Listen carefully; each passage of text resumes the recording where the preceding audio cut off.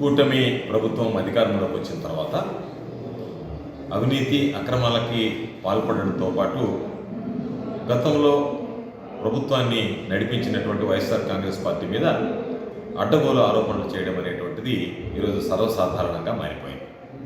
నిద్ర లేచినప్పటి నుంచి గత ప్రభుత్వం గత పరిపాలన అని చెప్పుకుంటూ దాదాపు 19 నెలలు చంద్రబాబు గడిపేశాడు తప్ప ఈ ప్రభుత్వంలో తాను ఏమి చేశాడో చెప్పుకోలేనటువంటి దుస్థితిలో ఉన్నటువంటి చంద్రబాబు చివరికి ప్రతి ఒక్కరిని తన స్వార్థ ప్రయోజనాల కోసం రాజకీయాల కోసం వాడుకుంటున్నటువంటి చంద్రబాబు చివరికి భక్తులు దేశవ్యాప్తంగా ప్రపంచవ్యాప్తంగా అతి పవిత్రంగా భావించేటువంటి తిరుమల శ్రీవారి లడ్డూ ప్రసాదం మీద కూడా అనేక రకాలైనటువంటి అభ్యంతరకరమైనటువంటి వ్యాఖ్యలు చేయడం జరిగింది. సాక్షాత్తు ముఖ్యమంత్రిగా ఉన్నటువంటి వ్యక్తే లడ్డూల తయారీలో జంతువుల కొవ్వు వాడారు అని చెప్పి మాట్లాడడం, అదేవిధంగా ఉప ముఖ్యమంత్రిగా ఉన్నటువంటి పవన్ కళ్యాణ్ గారు పిగ్ ఫ్యాట్ వాడారు అని చెప్పి మాట్లాడడం, సనాతన ధర్మమరణం, దేవాలయానికి సంబంధించినటువంటి మెట్లు శుభ్రపరచడం, అనేక రకాలైనటువంటి కార్యక్రమాలు నిర్వహించి భక్తుల మనోభావాలను దెబ్బతీయడం జరిగింది. చివరికి సుప్రీంకోర్టు జోక్యం చేసుకొని ఘాటైనటువంటి వ్యాఖ్యలతో ఎవరైనా సరే ఒక ముఖ్యమంత్రి స్థాయి కలిగినటువంటి వ్యక్తి ఇటువంటి వ్యాఖ్యలు చేయడం అర్ధరహితమని చెప్పి మందలించిన తర్వాత ఈరోజు దాని మీద సిట్ ఏర్పాటు చేశారు. ఆ సిట్కి సంబంధించి కూడా ఈ ప్రభుత్వం నియమించేటువంటి సిట్లన్నింటిని కూడా చూస్తున్నాం. స్పెషల్ ఇన్వెస్టిగేషన్ టీం అనేటువంటిది అది చంద్రబాబు నాయుడు ఇన్వెస్టిగేషన్ లాగా ఉంది తప్ప పోలీసులు ఇన్వెస్టిగేట్ చేసి రిపోర్ట్ సబ్మిట్ చేసినట్టుగా లేనటువంటి పరిస్థితుల్లో సుప్రీంకోర్టుకు కూడా రాష్ట్ర ప్రభుత్వ పోకడలను గమనించి రాష్ట్ర ప్రభుత్వం మీద నమ్మకం లేకుండా సిబిఐ చేత విచారణ జరిపించాలని కోరడం, అందులో స్థానికంగా ఉండేటువంటి వ్యక్తుల సహకారం ఉండాలని చెప్పి రాష్ట్ర ప్రభుత్వం కోరిన మీదట సిట్లో కూడా ఆంధ్ర రాష్ట్రానికి సంబంధించి కొంతమంది వ్యక్తుల్ని నియమించుకునేటువంటి వెసులుబాటు కల్పించింది. వాళ్ళని కూడా చంద్రబాబు నాయుడు ఏదో ఒక విధంగా దీనికి సంబంధించి ఒక అభూత కల్పనలతో వైఎస్ఆర్ కాంగ్రెస్ పార్టీ హయాంలో జరగడానికి ఏదో జరిగిపోయిందనేటువంటి ఒక భ్రమ కల్పించడానికి ప్రయత్నం చేశారు. ఆ రోజు నుంచి కూడా చాలామంది భక్తులు బహిరంగంగా మాట్లాడారు, మీడియాలో మాట్లాడారు. వాళ్ళు చెప్పినటువంటి విషయం, ఈరోజు జంతు కొవ్వు అనేటువంటిది వాడితే దానిలో ప్రసాదంలోనే రుచిలోనే తేడా వస్తుంది, అటువంటిది ఏది మేము గమనించలేదు. కాబట్టి మా అందరి మనోభావాలు దెబ్బతినేటువంటి విధంగా ఈ ప్రభుత్వం చంద్రబాబు నాయుడు ప్రవర్తిస్తున్నాడని కూడా ఆ రోజు చాలామంది అభ్యంతరాలు వ్యక్తం చేయడం జరిగింది.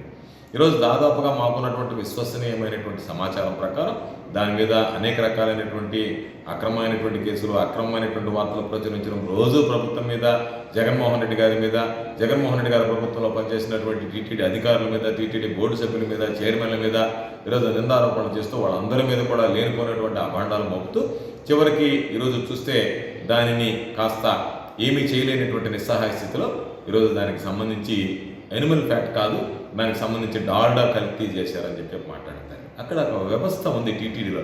అది చంద్రబాబు నాయుడు ముఖ్యమంత్రి, జగన్మోహన్ రెడ్డి గారు ముఖ్యమంత్రి, మరొకరా ముఖ్యమంత్రి అని కాకుండా వచ్చినటువంటి ఏదైనా సరే దానికి ల్యాబ్స్ ఉన్నాయి. వాటిలన్నింటినీ వాటి నాణ్యతను పరిశీలిస్తారు.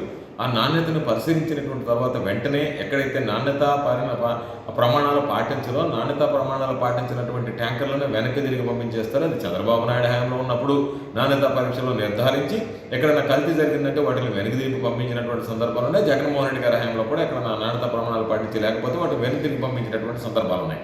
వాటన్నిటికీ భిన్నంగా చంద్రబాబు నాయుడు తిరుమల శ్రీవారిని కూడా తన రాజకీయ ప్రయోజనాలకు వాడుకోవడం అనేటువంటిది దుర్మార్గం అనేటువంటి విషయం. ఈరోజు ప్రజలందరికీ కూడా చంద్రబాబు నాయుడు అబద్ధాల కోరు, చంద్రబాబు నాయుడు చెప్పిన అసత్యాలు, చివరికి చంద్రబాబు స్వార్థ ప్రయోజనాల కోసం అతి పవిత్రమైనటువంటి ఒక బలమైనటువంటి సెంటిమెంట్ కలిగి ప్రపంచవ్యాప్తిగా ప్రేమించేటువంటి, ఆరాధించేటువంటి ఈరోజు తిరుమల వెంకటేశ్వర స్వామి ప్రసాదం విషయంలో చంద్రబాబు నాయుడు వ్యాఖ్యలు ఏదైతే చేశాడో వాటిని అందరూ ఈరోజు వాటిని అభ్యంతరం వ్యక్తం చేసేటువంటి పరిస్థితి. కాబట్టి నేను ఈ సందర్భంగా కోరుకునేది, పవన్ కళ్యాణ్ లాంటి వ్యక్తి కూడా ఈరోజు చంద్రబాబు నాయుడు మాటలను నమ్మి మాట్లాడుకుంటే చంద్రబాబు నాయుడిని నిలదీయాల్సినటువంటి అవసరం ఉంది. ఇప్పటికే భక్తులు నిలదీస్తున్నారు. రాష్ట్ర ప్రజలు చంద్రబాబు నాయుడిని ఈ విషయంలో యావగించుకుంటున్నారు, అసహ్యించుకుంటున్నారు. కాబట్టి దయచేసి ఆ శ్రీవారి చంద్రబాబు నాయుడికి మంచి బుద్ధి ప్రసాదించి కనీసం అందరినీ, ప్రతి ఒక్కరిని, కుటుంబ సభ్యుల దగ్గర నుంచి ప్రతి ఒక్కరిని తన స్వార్థ రాజకీయాలకు వాడుకునేటువంటి చంద్రబాబు భక్తుల విషయాన్నైనా, భక్తుల మనోభావాలు గౌరవించి దేవుళ్ళ విషయాల్లో, దైవం విషయంలోనైనా మినహాయింపు ఇవ్వాలి అని చెప్పి ఈరోజు ప్రజలందరూ కోరుకుంటున్నటువంటి నేపథ్యంలో వాస్తవం తెలిసింది. వెంకటేశ్వర స్వామి ఈరోజు సాక్షాత్తు ఉన్నాడు కాబట్టే నిజాన్ని ఈరోజు ప్రజలకు తెలియజేశాడు. చంద్రబాబు అబద్ధాల మయం అనేటువంటిది కూడా ప్రజలకు అర్థమైనటువంటి నేపథ్యంలో ఈరోజు అందరూ కూడా చంద్రబాబు నాయుడు యొక్క పోకడలు, చంద్రబాబు నాయుడు యొక్క తీరుని నిశితంగా గమనించిన తర్వాత చంద్రబాబు నాయుడు ఎటువంటి ద్రోహాలకు పాల్పడుతున్నాడు, ఎటువంటి అరాచకాలకు పాల్పడుతున్నాడు, ఎటువంటి అబద్ధాలు, ఎటువంటి అసత్యాలు వల్లివేస్తున్నాడు అనేటువంటిది ప్రజలందరూ కూడా అర్థమైంది. తప్పనిసరిగా ప్రతి ఒక్కరూ ఆరాధించేటువంటి ఈ విషయంలో చంద్రబాబు నాయుడు గతంలో చేసినటువంటి వ్యాఖ్యలను అన్నింటినీ కూడా వైఎస్ఆర్ కాంగ్రెస్ పార్టీ పక్షాన ఖండిస్తున్నాం. జగన్మోహన్ రెడ్డి గారి హయాంలో తిరుమల తిరుపతి దేవస్థానంలో అనేక రకాలైనటువంటి వినూత్నమైనటువంటి నిర్ణయాలు తీసుకుని ఈరోజు శ్రీవాణి ట్రస్ట్ ద్వారా దానికి సంబంధించి వచ్చినటువంటి వందలాది కోట్ల రూపాయలతో దళితవాడల్లో కానీ ప్రతి దగ్గర ఎక్కడ కోరితే అక్కడల్లా దేవాలయాలు నిర్మించడం కానీ, దానికి దేవాలయాలకు నిధులు వెచ్చించడం కానీ, ఆ భక్తి భావాన్ని పెంపొందించేటువంటి విధంగా, దాన్ని కొనసాగించేటువంటి విధంగా, ప్రజలకు మరింత అవగాహన కలిగించేటువంటి విధంగా ముఖ్యమంత్రిగా జగన్మోహన్ రెడ్డి గారు చర్యలు తీసుకున్నారు. చంద్రబాబు నాయుడు వాటిని కాపీ కొట్టడం, గతంలో చేసినటువంటి వాటిని విమర్శిస్తూనే వాటిని కాపీ కొట్టడం తప్ప మరొక మార్గం గత్యంతరం లేనటువంటి పరిస్థితిలో చంద్రబాబు నాయుడు చేసినటువంటి వ్యాఖ్యల్ని భక్తులు, ప్రజలందరితో పాటు వైఎస్ఆర్ కాంగ్రెస్ పార్టీ పక్షాన మేము కూడా ఖండిస్తాం.